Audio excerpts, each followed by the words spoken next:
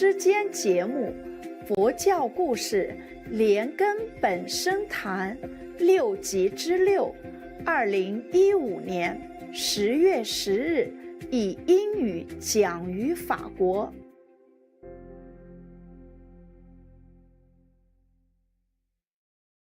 Remember one of the king also, somebody tried to harm some of the brothers, 33 brothers, and he put some knife inside their rod, and he told the king that these brothers aim to kill him, usurp his throne. So they put knives in the rod, and the king took the rod to look and saw the knife truly in it, and he killed all of them. Innocent one. But of course it's karma, of course, no? You understand that? Yeah, they're karma.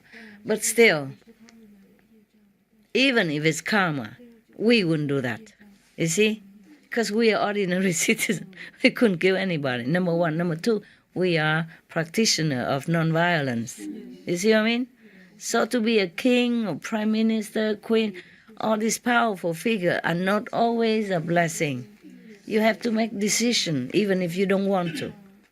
Like President of America or any country, for example. They don't want to make war with anybody. They don't want to send their young, handsome boys, to be soldiers and be killed or kill others in the field. They don't want that. Because they have children also, they understand. And they don't want that. But they are provoked to do it. And maybe Congress pressed them, the army pushed them. They're in the position of commander. They have to okay with that. And they have to send people out. And the big karma upon them, the one who command, not on the soldiers. The soldiers maybe take only 1 or 2% of the killing karma. But the commander, the one who ordered to kill, that's get the biggest karma of all.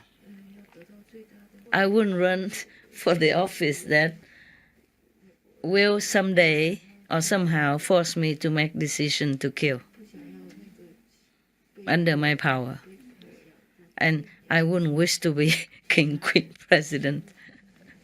Yeah, it's very difficult to be king and queen and not to involved in killing when the country is at war, or if some other country come and provoke your country to war. Even if your country don't want, then people provoke you.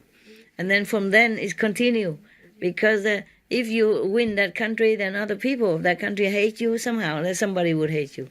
And then back and forth, reincarnate again and again, killing each other and involve in some, bystander, make them all go into that karma also, more or less, you see? And then it become like a bigger and bigger group of collective karma.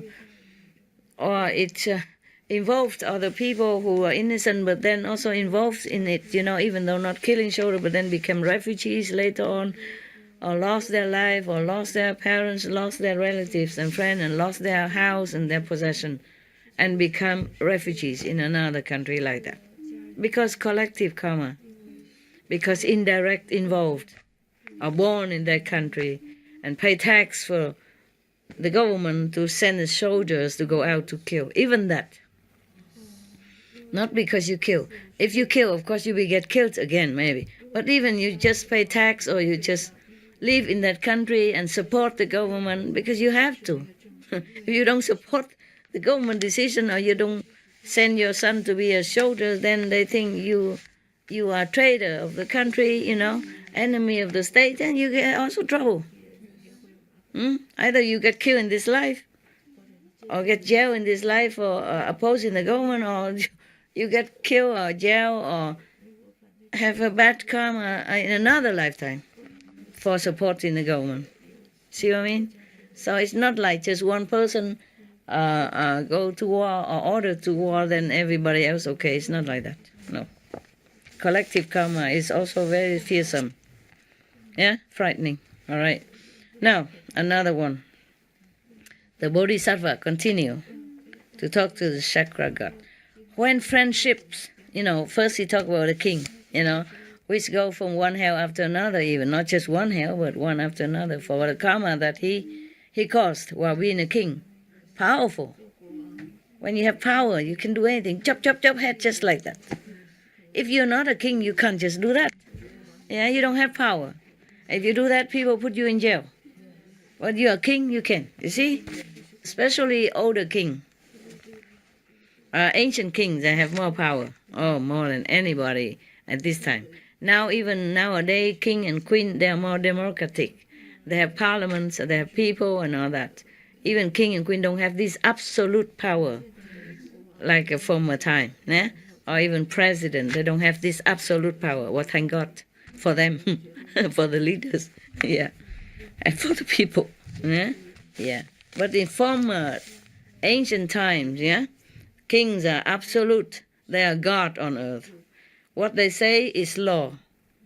They can make people die or live according to their whim, their mood, or their wrongly information.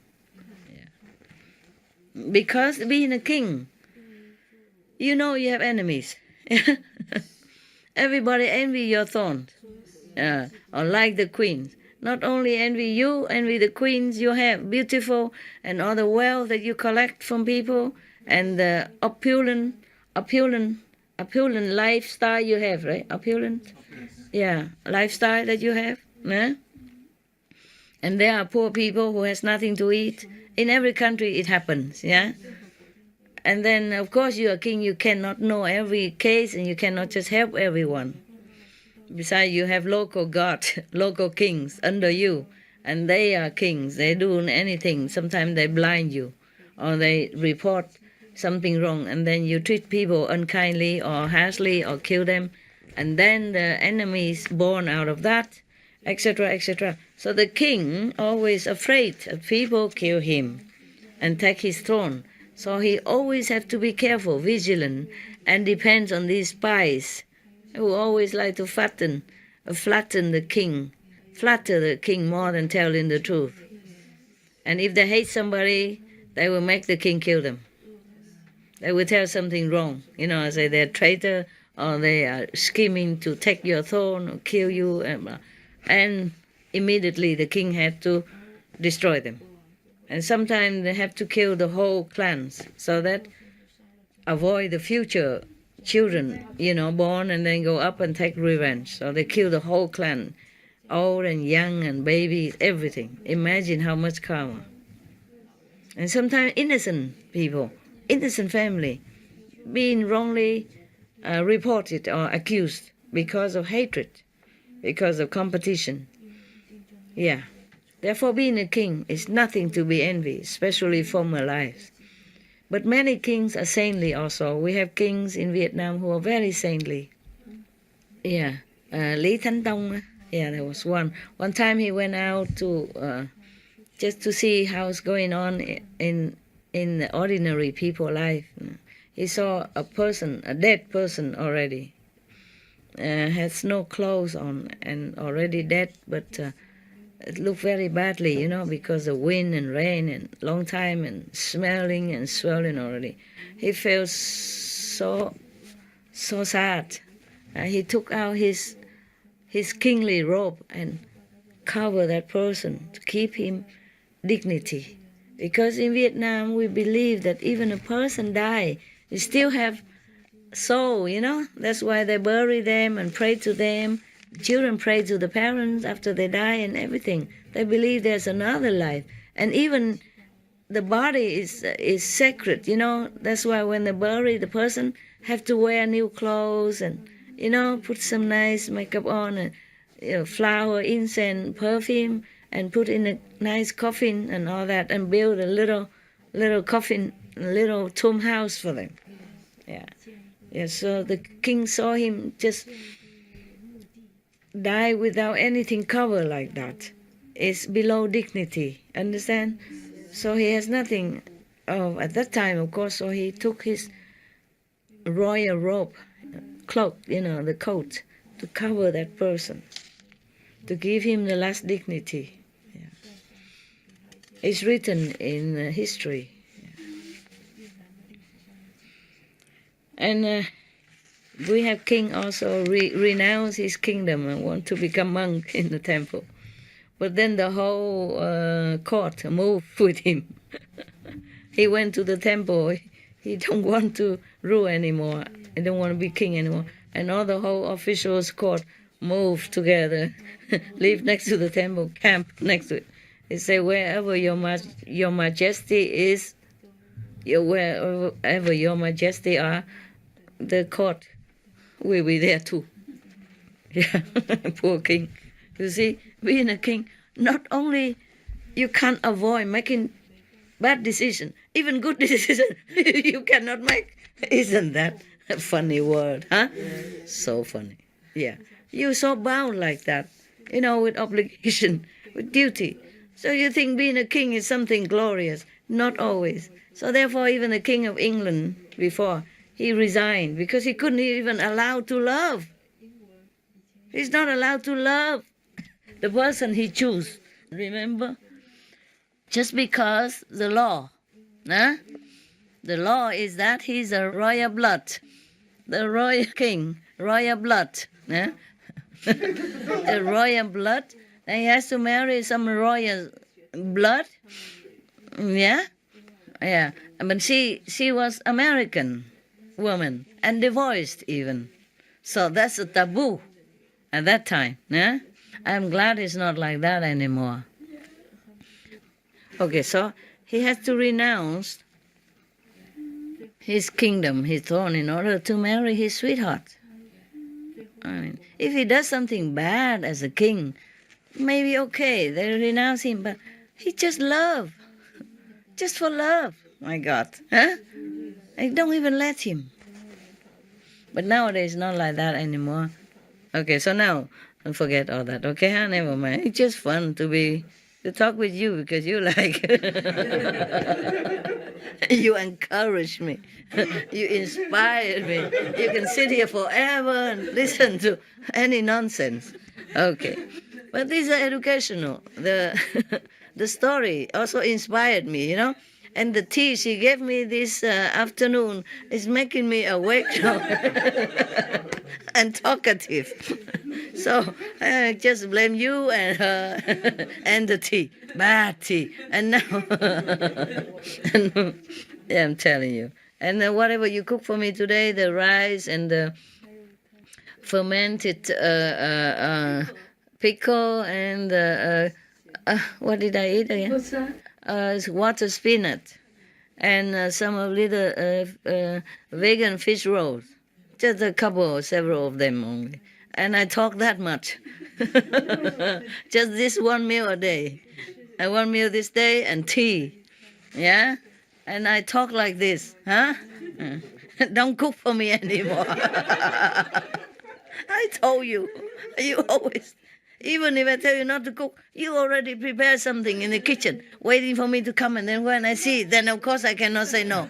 It's Vietnamese food. What to do, And she knows I like Vietnamese food. Yeah. Of course I won't die, but of course Vietnamese like Vietnamese food. Like the Korean, they like kimchi, Okay. So even there's one kimchi nun, no. I mean the Korean nun here. I worry she misses kimchi. I have to ask her, if you want to eat some Korean food, you make it, okay? You can go kitchen and make it. Or ask this Korean, disciple there, make it for you. She say no, she doesn't miss because she's also okay with Chinese food because she's been in Taiwan for some times. And then after she thinking for a while, she went, yeah, but we can make kimchi for you if you want, Master. I said, I'm not Korean, but make it. Make it so that you can eat. And maybe I take a little bit. It's actually for herself, I'm telling you. That's why I told her. And I say, if you don't want to make, I say, do we have ingredient here? Otherwise you ask them to buy it for you. And I say, but you make it as good as a Korean or not? It's for you more or less, more than for me, because I'd like it, but a little bit, I'm not addicted because I'm not Korean, of course. And she said, yeah, if we have it sent from Korea, then it is more top. I said, okay, then let it send from Korea. You see? don't miss the Korean kimchi, but like it. I said, never mind, whatever you like, you can have it. Because I know, you grow up with it, with kimchi. And how would you not miss kimchi? I mean, anything else maybe not, but Korean food, when I was there, is not much either, So it's not much that you can miss. But the kimchi, kimchi is too deep not to miss, When I was in Korea, all I see was ginseng. Of course, there's some rice and a little sesame on it. I don't have to exaggerate. And sometimes I don't remember anything else. I just remember deep in my memory, just ginseng. Ginseng saute, ginseng soup, ginseng congee, ginseng salad. Yeah. Of course, I sprinkle some of the lotus root in it just to make a variety. And then a ginseng dessert, ginseng cake, and then a ginseng candies all over on my. In case I need some snacks, the ginseng candy is always ready. And they were strong, these Korean people. Ginseng, ooh, even old women, if they hold your hand and they don't let you go, then you can't go. It's like the police, what do you call it? Shackle, handcuff, yeah. So strong, I never forget.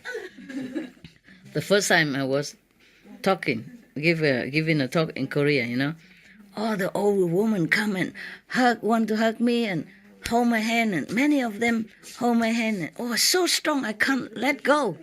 And the hoofa has to come and take one finger out at a time. Remove one finger at a time. They love me so much. They won't let me go, and I can't escape. So strong, their grip. You would thought that old women have no strength. No, don't mistake. If you go there, don't think, woman, you can deal with. No. Oh, they're strong. They eat ginseng all their life. Build up power, Oh, my God. Okay, forget that. I talk a lot. It's the food and the tea, and the pickles and the tea today. All right, now. Do you need anything? Because it's a long talk. You want to rest on tomorrow? No? I don't know how long it lasts. The way I talk, only 1.5 page. Okay, maybe we can we can bear it, okay? So now the Bodhisattva continue to talk.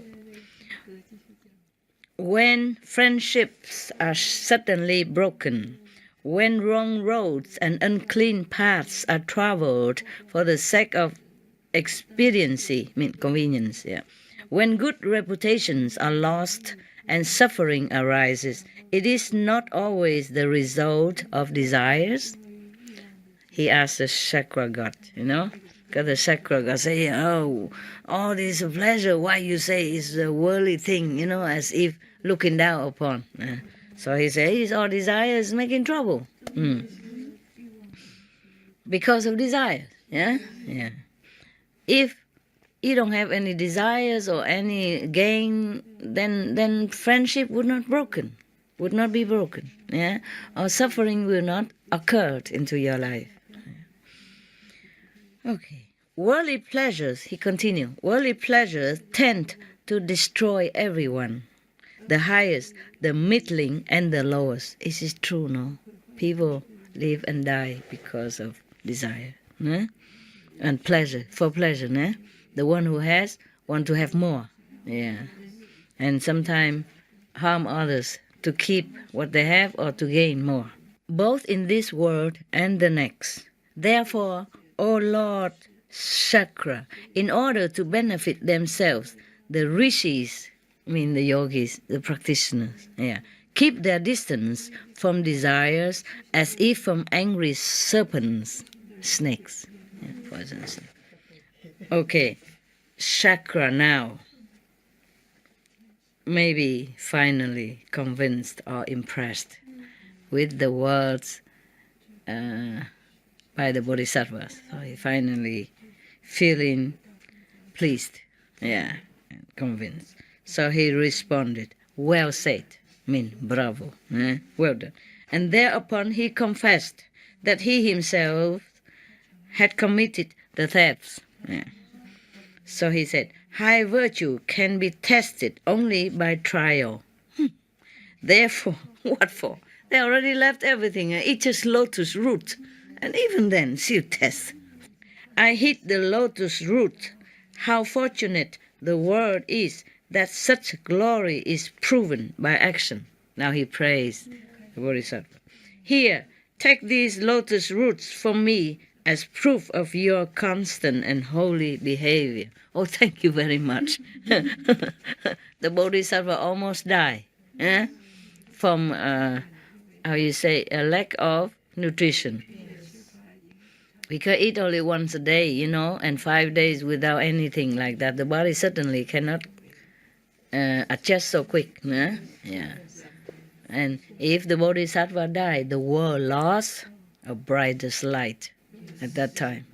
So that is not fair. It is not good that he did that. Okay, but never mind, he repents. It's okay now. So with these words, he handed the Bodhisattva the lotus roots.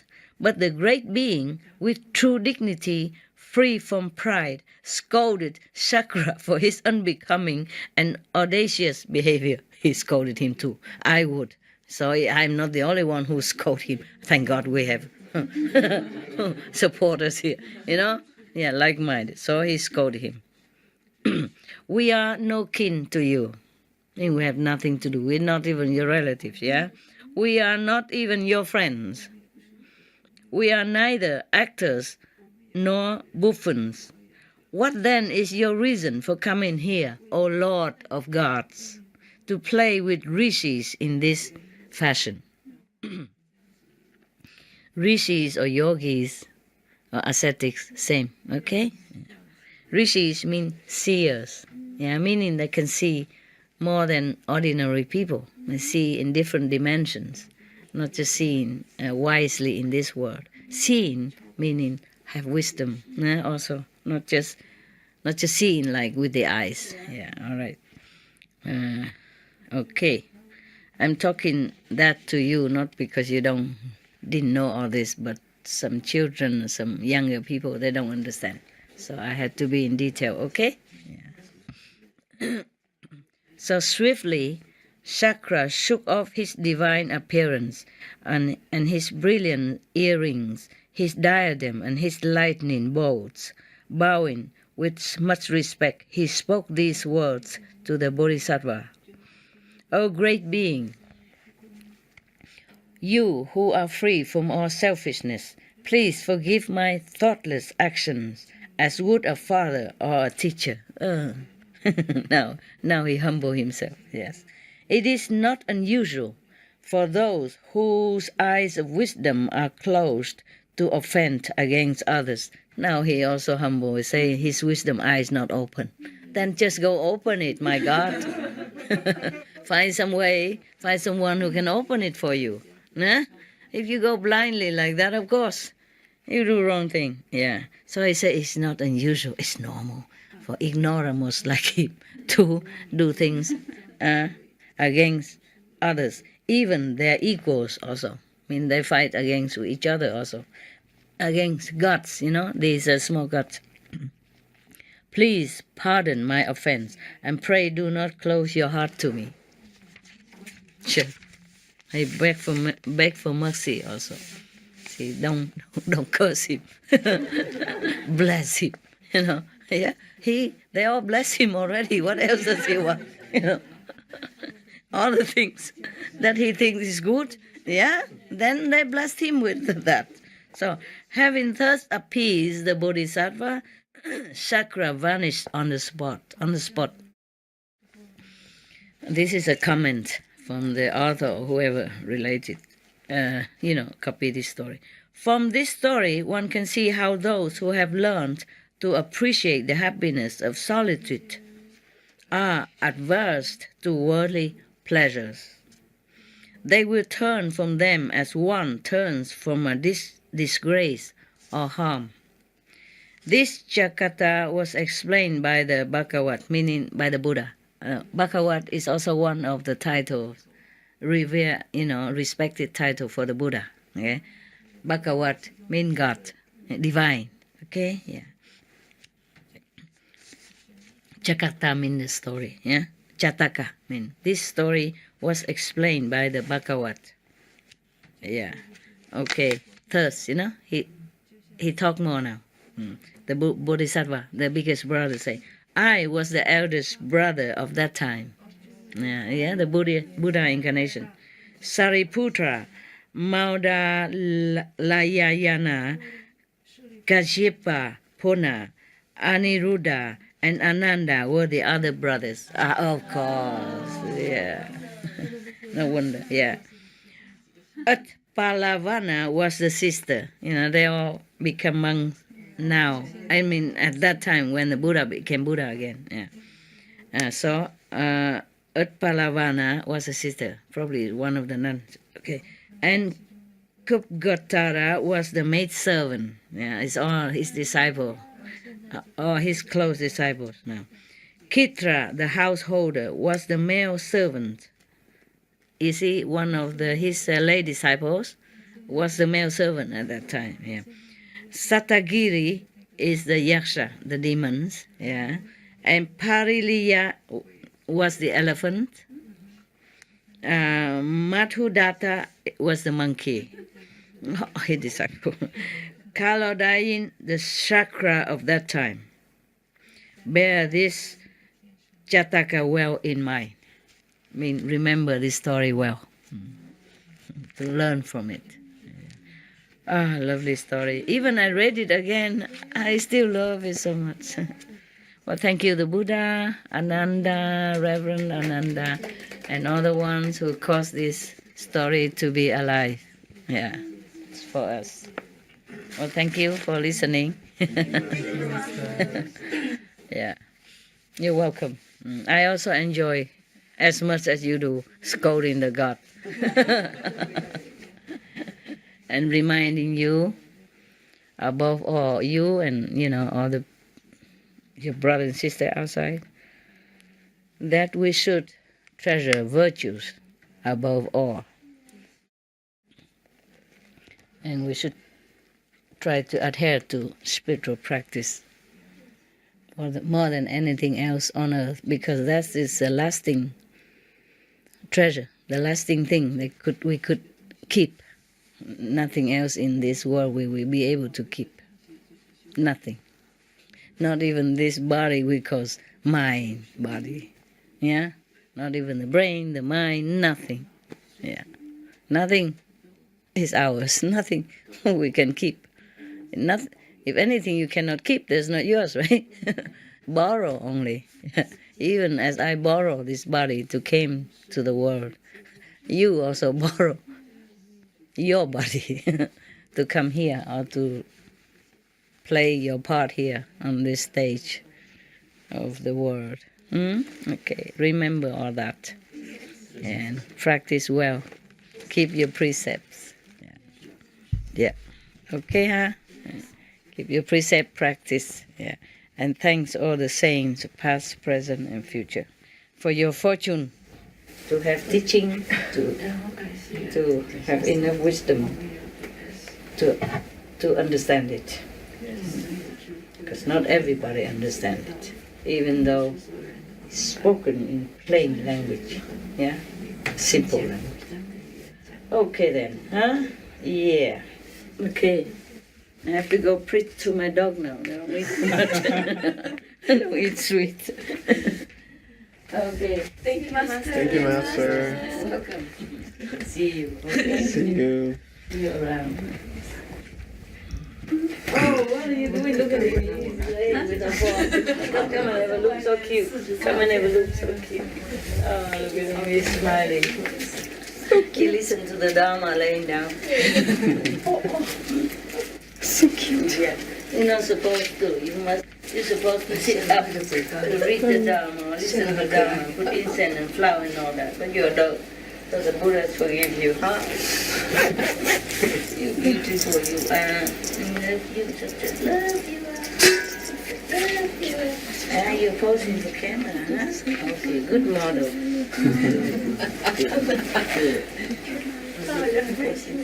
是笑的那个， OK， 可以了，看了那个笑的那个那个样子。 OK 了。going back tomorrow. Okay. Thank you.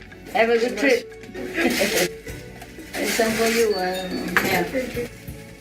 Put it in here, I guess. Anybody else go tomorrow? No, huh? Oh, I don't have a lot to sing about. Mix it at home, okay, huh? Oh, you're going already, huh? Okay. Thanks for helping. Okay.